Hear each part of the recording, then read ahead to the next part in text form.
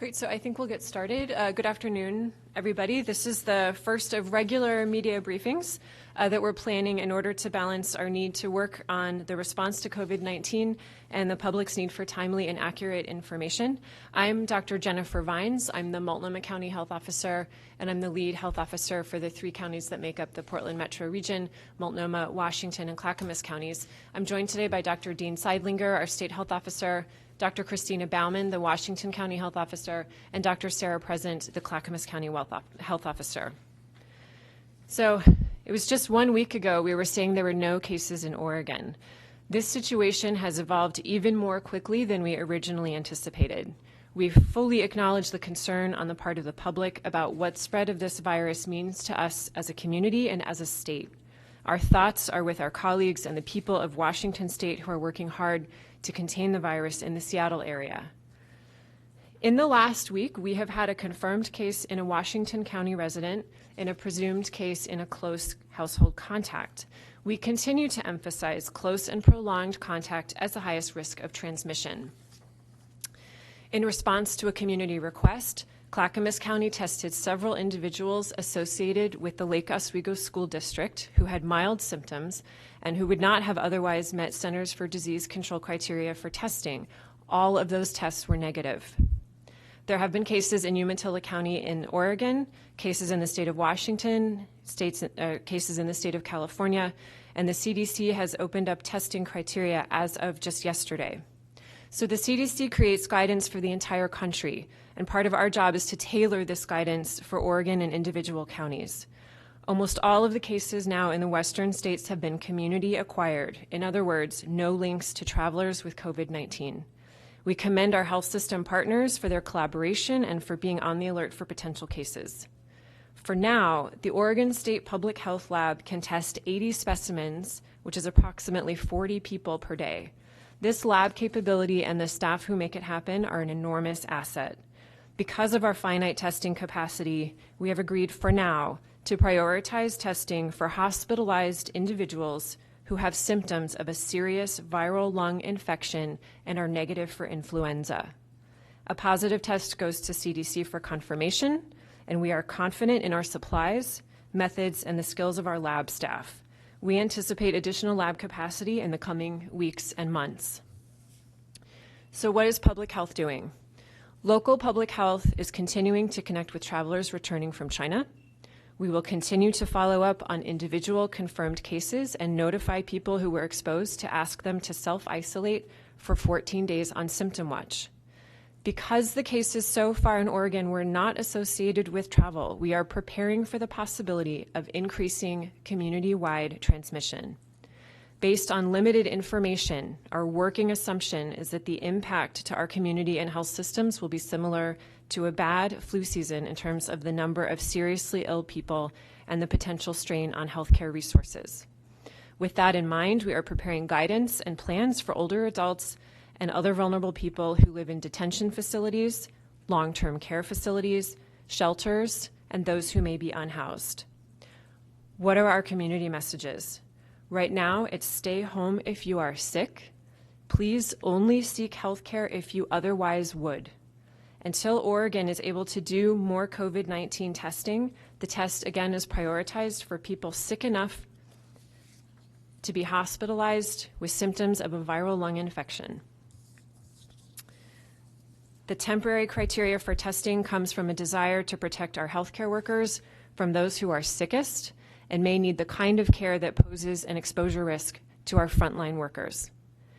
Anyone with mild illness who would not otherwise seek care does not need to be tested for COVID-19 at this time.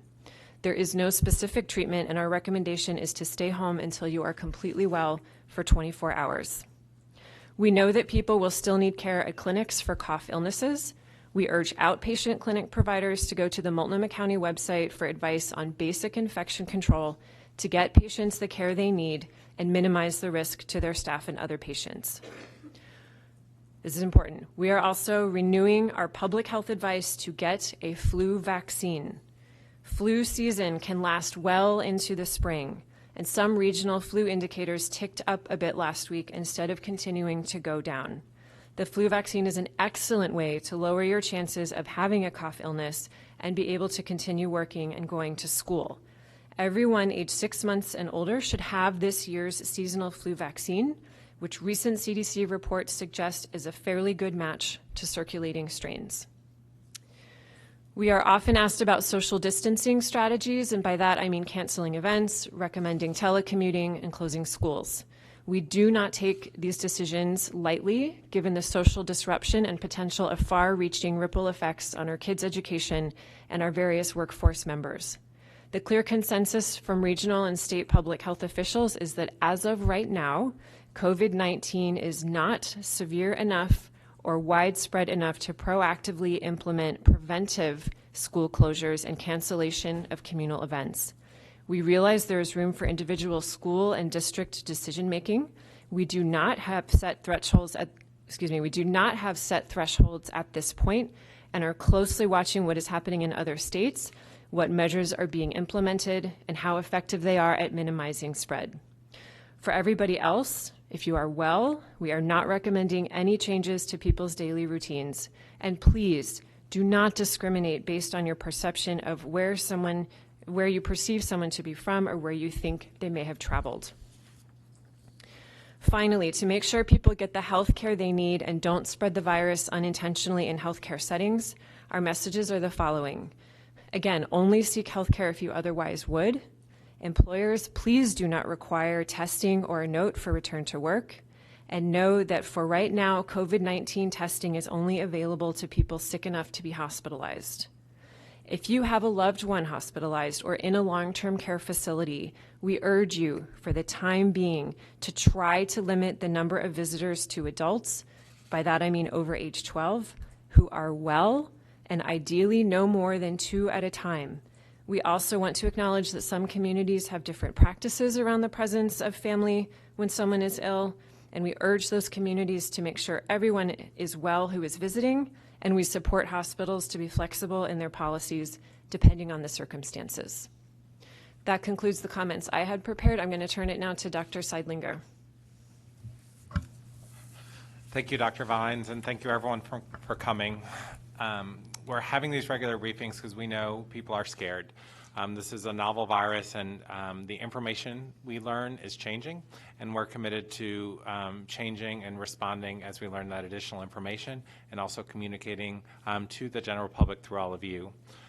A few follow-up comments on what Dr. Vines talked about with laboratory testing. We are very happy with the expanded criteria that we're given for testing. And as of right now, in order to ramp up the ability to do additional testing, we're holding firm on some of the guidelines of testing those who are most at risk for exposure.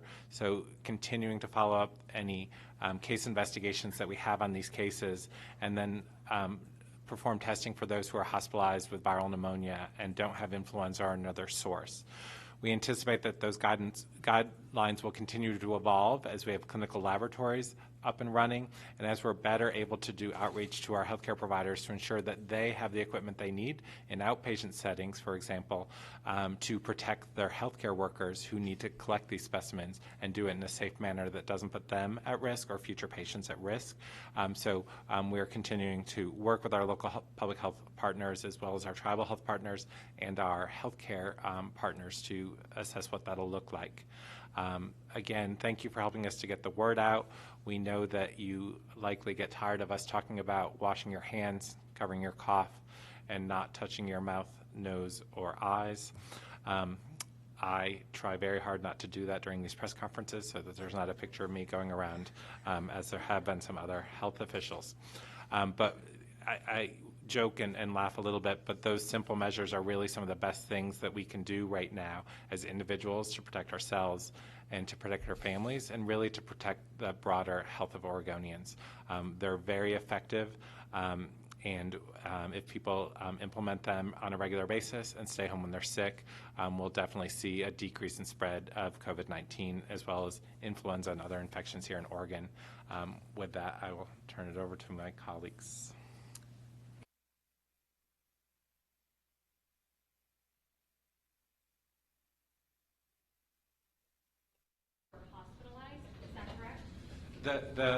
The criteria will focus on those who are hospitalized with viral pneumonia, which is what COVID-19 causes, that don't have influenza or another common test. We will continue to use the test if we identify cases and we're doing contact traces, as those are the ones who are most at risk for getting COVID-19. As Dr. Vines stated, in the follow-up of our initial cases, we haven't identified, other than one close household contact, contacts in the community, and that's good. That shows that we didn't see spread from these initial. We have not seen spread from these initial cases that we've identified in Oregon, but we'll continue to work on investigating cases as they come forth. The CDC opened those guidelines. Doctor, in order to get the testing, will that not be happening in Oregon? We will continue to alter the guidelines to expand the testing. We want to ensure that healthcare providers have, again, the equipment they need for their staff as they collect these specimens and know what's involved. We are working on refining the process for ordering these tests to make it much easier for providers, whether they're in the community or in the hospital, to identify why this person is at risk for COVID-19, what are the symptoms they're having, so they can see right there whether testing is recommended or not, and make additional comments, so it'll streamline the process of ordering that test. We want to ensure that they have the equipment so they can safely collect the test, and then when the test comes to our state public health laboratory, they've demonstrated a very efficient procedure for getting these tested on a daily basis. We have the capacity there in the lab. We want to ensure that that capacity for collecting the specimens safely and getting them to the lab prioritizes those who need it the most, rather than opening up in one fell swoop to anyone who wants a test. So will clinics be able to test people? We heard from some doctors yesterday saying I keep having patients come in, but I have no ability to test them because we don't have that. Unlike in some of our neighboring states that have some commercial testing available right now for COVID-19, in addition to their state and local public health laboratories, in Oregon we have one public health laboratory that can test for these specimens and no commercial laboratories open and available to do this testing yet. We anticipate that that will happen over the coming weeks. We haven't been given a definitive timeline by our federal partners. So for the time being, that's why we're prioritizing those who are potentially experiencing complications from this, and those who are most at risk for contacting them, which is the ones who are contracting this virus, which is the contacts of our cases and potentially some returning travelers from endemic areas. So let's still then just be hospitals who have the ability to do this for now? That will be the primary place, though if someone is being identified as part of a public health investigation and they've sought care in an outpatient setting, they may be able to do that testing for us, but I think most of those outpatient mildly ill folks would be identified in our public health investigations still at this time, but we anticipate that evolving over the short period of time as we see testing capacity come. Dr. Vines, you said 80 specimens a day at the lab of 40 people. I think we don't assume 80 specimens was 80 people. Can you clarify that? I'll clarify a little more. For now, there's a recommendation that when possible that 2 specimens are collected per patient. So typically the public health lab will test both of those specimens, and in the case of a positive, those specimens will go forward. As I've stated before, if additional capacity is needed in the laboratory, we've been training additional staff and we have additional machines so that we have the equipment and the supplies to do additional testing. But right now we're able to accommodate 2 tests per patient. If in the future that changes, in particular if we see some guidance from the Centers for Disease Control and Prevention about which of those specimens is a better specimen for the test, we may be able to ramp down on the 2 tests per patient. I think it's previously been estimated that there might potentially be hundreds of cases in Oregon. With 1,500 tests at the state lab, 1,500 tests the state has, does the state have enough of these tests? Yeah, I think to meet the current demand, I think there are tests there. As you may have heard from Lillian Shirley, our public health director earlier today, that we have reached out to the federal government about receiving additional tests, and they've assured us that those tests can come.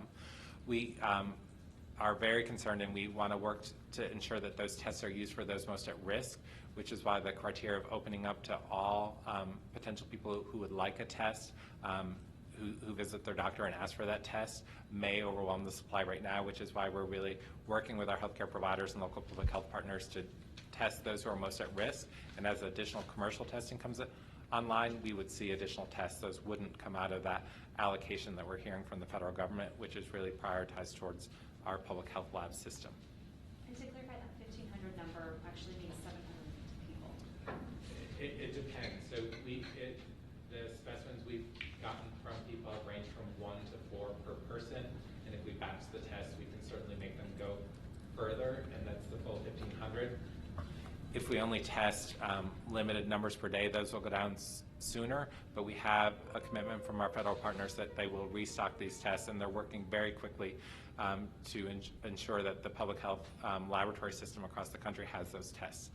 So we don't anticipate a shortage of the test materials themselves.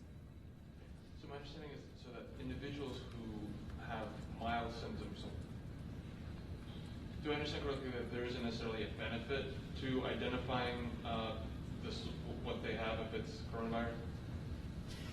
Right, so when I say those who have mild symptoms can stay home, again, we don't have the testing capacity to test them for now. We're asking them whether they have coronavirus or influenza or anything else that they might spread to someone else. We are asking them to stay home until they're well for 24 hours, and that will stay in place as a community precaution until we can bring testing online and then reconsider what our advice is. So what about people who say didn't come in close contact with a person who was sick, but were still in that general orbit? And considering we don't know everything about the virus, right? People still say who are sick and who are concerned, not because in the abstract they may have gotten sick, but because they have they could have had some limited contact. Would there be a benefit to treating those individuals differently from just someone who's frail? Yeah, I think this is what local public health departments do when we confirm a case and we start to look at the circle of social contacts and household contacts. We prioritize by level of exposure. Again, given the specific scenario, given the testing available, sometimes we are able to offer more out of an abundance of precaution. I think in this case we have to balance the testing of those close contacts and an understanding of the risk with how many tests we have available to us statewide. Are the tests running at capacities, or are you running 80 tests a day? We have not been, based on the requests that come in, and that's why we worry about going from a fairly limited higher risk population, which is those who we've identified through our contact tracing, who had contact with one of the folks with COVID-19 or are returning travelers from some endemic areas, and then adding the hospitalized patients. We've been running on not at capacity, but we do know that if we said anyone who has symptoms of potentially a fever, a cough, or trouble breathing, who may present to their doctor, we couldn't meet the demand for all of those people who came in with that 80, even if we surged up our microbiologists. So we want to make sure that those tests are available for those who are at highest risk. We know that there's transmission in the community. Our first and third case, we can't trace back where they got that from. But we also feel good in the sense that as we did a very thorough public health investigation, our local partners, state colleagues, tribal partners, in working to see who these cases had contact with, it was only one household contact who had fairly close contact with someone who came back positive for COVID-19. The other contacts in settings like the school and other locations where people even had close contact where we thought they're at higher risk didn't come back. So that can make us feel good that our public health system is working right now to identify those at highest risk, and that there isn't a significant risk based on that because we haven't seen a lot of transmission in those cases. What resources would the state need to meet the new CDC guideline recommendation?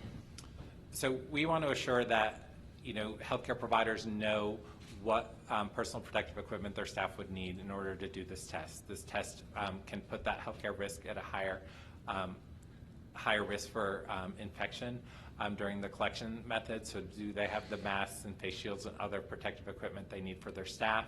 Do they know that collecting that specimen in one of their exam rooms or another room, that would require leaving that room empty for 2 hours? Do they have the facilities to do that? So that as they decide if they're going to start testing patients, they can do it safely. So we want to ensure that personal protective equipment is there. And right now we're prioritizing making sure our first responders, our healthcare systems have what they need. They're getting it through their usual supply chain, but we do see some requests coming in for that.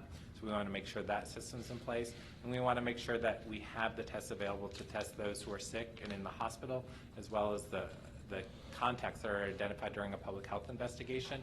So we anticipate that as commercial testing comes online soon, that'll be able to meet much of the demand in the outpatient setting, and we can ensure that from a public health protection standpoint, Oregonians have what they need in our public health lab in Hillsborough to test when those situations arise. Does the state have a timeline or anything like that?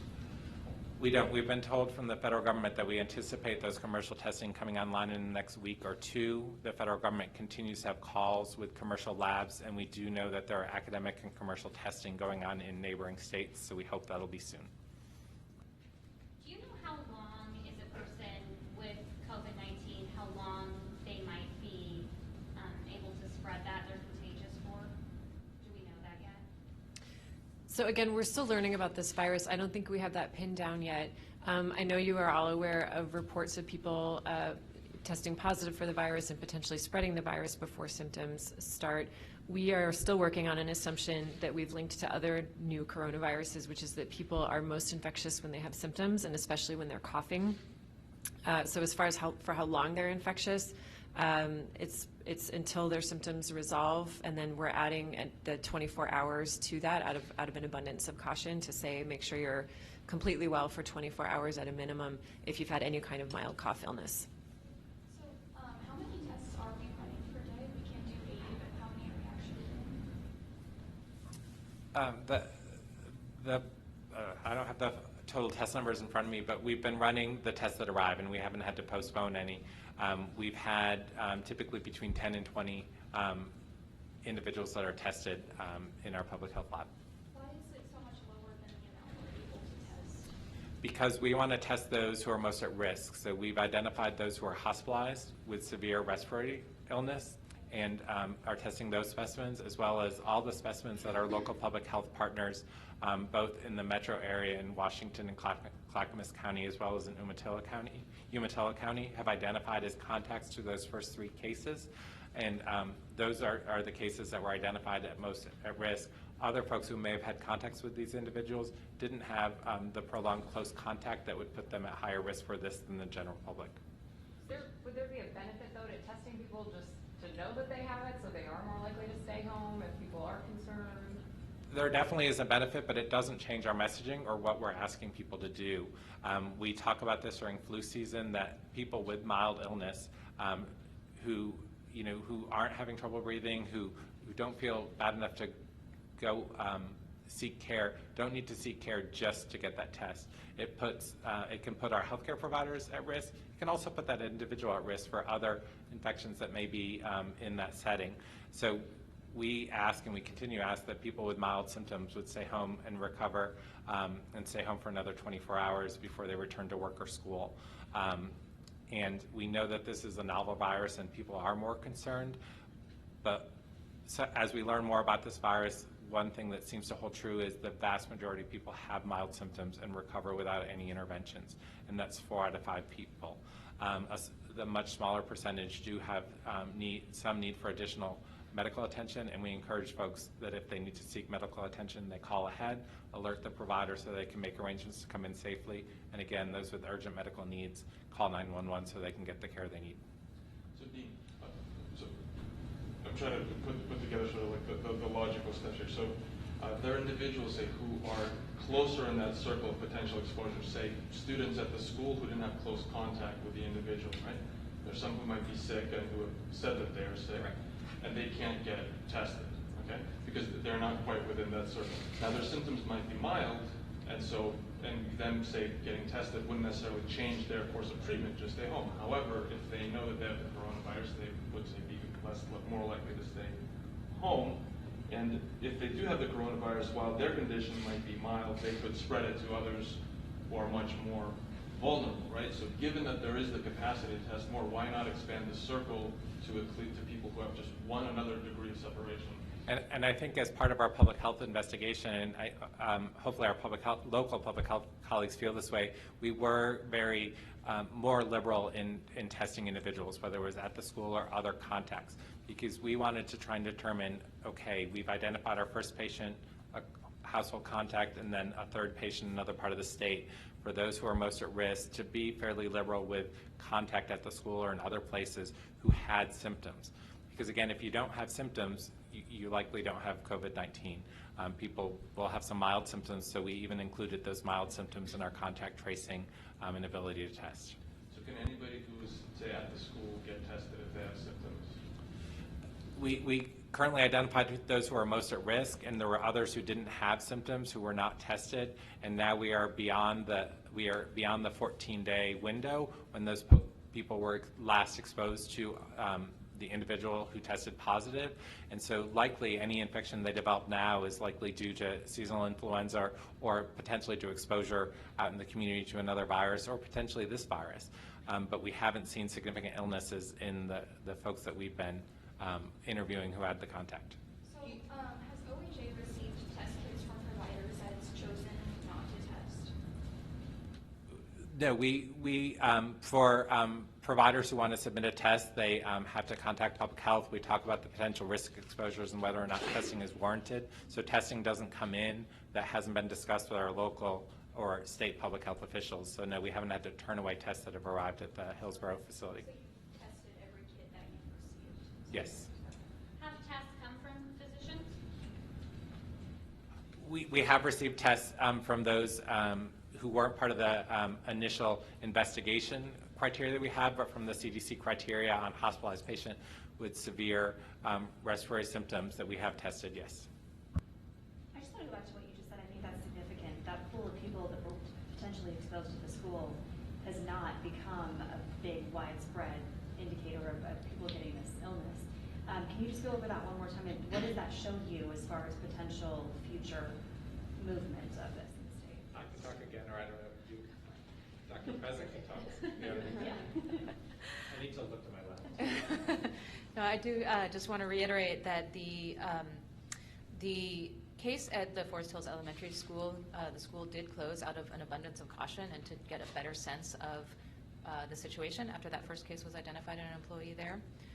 They were closed for 3 days this week, which gave us time to, oh, sorry, I keep losing that, which did give us time to test several school community individuals who would, with mild symptoms who would not have otherwise met criteria for testing, and those all came back negative. Given the time frame from when the case was there, the deep cleaning that the school has done, we, at this point, do not consider anybody in the Forest Hills Elementary or Lake Oswego School District to be at any higher risk than the general public based on this exposure.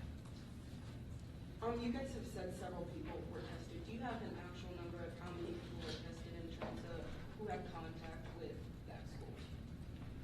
So I can't give you the details of the public health investigations to protect individuals' privacy rights. We are being consistent with the state messaging at this point that we're reporting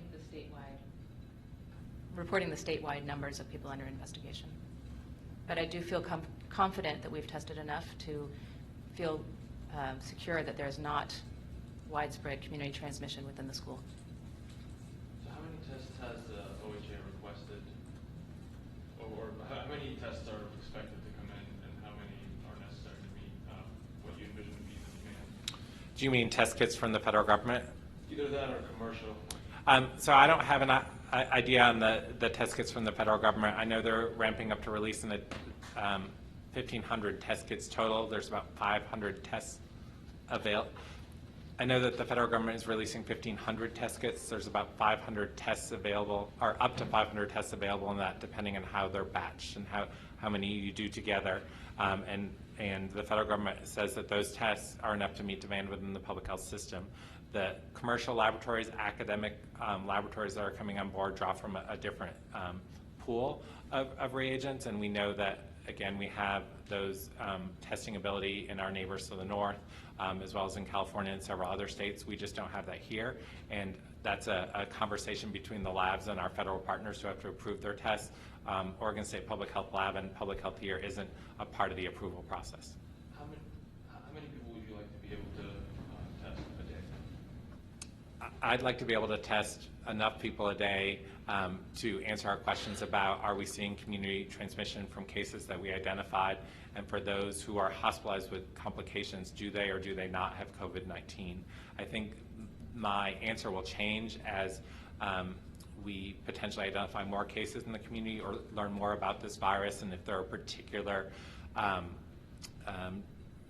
risk groups for this virus, whether it's returning from a particular area, because we know we continue to have traveler-associated cases with the most recent cruise line exposures that's docked off the coast of San Francisco. So I'd like to have capacity so we know that if we identify a potential case or cluster here in Oregon, that we can adequately reach out, do a case investigation, test those that we need to, but I can't give you a definitive number. Maybe 2 more questions? Does the seriousness of what's happening up in the Kirkland area give our community any greater risk of more exposure, more transmission, or is it kind of an isolated thing up there? I think, you know, as Dr. Vine said, our hearts go out to our colleagues in Washington as they've identified significantly more cases than us, and tragically we've had many deaths. We have been working with our long-term care facilities, skilled nursing facility partners, and our other residential settings where we know that spread could occur more easily. And also we have individuals who are at higher risk for complications to ensure that they have appropriate practices in place, we can answer their questions, and that we have plans in place so we can try and prevent some of the spread and tragedy that we've seen in Washington. At what capacity would you then expand your criteria to CDC's current criteria? I think within the existing public health laboratory, I don't know that we could expand to meet the CDC criteria across all 4.4 million Oregonians who might go in and request a test. You know, that's a single facility, but the commercial facilities will spread out that burden, and I think as they come on board, we'll be able to broaden our criteria. Plus, the commercial labs wouldn't be beholden necessarily to our criteria. We would still work with our healthcare partners and recommend that they test those most at risk, because again, for the general public who may have a mild disease, we hope that they don't seek care. We hope that they'll stay home and recover without ever having to seek care, and that way we reserve our healthcare system, outpatient visits, our emergency room visits for those who need them most. And again, commercial labs, that could happen in a week or so, you said? Yeah, the timeline we've been given is in the next week to 2 from our federal partners.